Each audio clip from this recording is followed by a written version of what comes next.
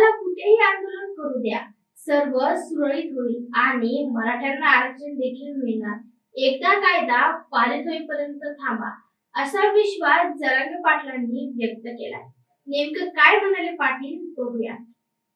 1-2 घंट्यापासून आम्ही सगळ्यांना भेटतोय आणि सगळा मराठा समाज एकत्र लढाई आम्ही जिंकणार आहेत आणि आता रायगडाचा आशीर्वाद घेऊन आंतरवालीकडे निघालो. शेवटचा प्रश्न की छगन भुजबळांनी प्रत्येक आमदाराच्या घरासमोर जाऊन आंदोलन करण्याचा निर्णय घेतलेला आहे आणि त्याचप्रमाणे देवेंद्र फडणवीस यांनी सुद्धा सांगितलं की फक्त ज्यांच्या नोंदी आहेत त्यांनाच आरक्षण देणार म्हणून. एकंदरीत तुम्ही वाशीमध्ये असतापर्यंतची भूमिका वेगळी होती, तुम्ही बाहेर पडल्यानंतरची भूमिका वेगळी, काय सांगा? त्याला जिथं करायचं जिथं आंदोलन करायचं तिथं करा, आम्हाला काय अडचण नाही आंदोलन कुठे केलं तरी. आणि त्यांची भूमिका बदलणार नाही, काय नाही, सगळं व्यवस्थित होईल. एकदा कायदा पारित होईपर्यंत थांबा, सगळं व्यवस्थित होईल. धन्यवाद.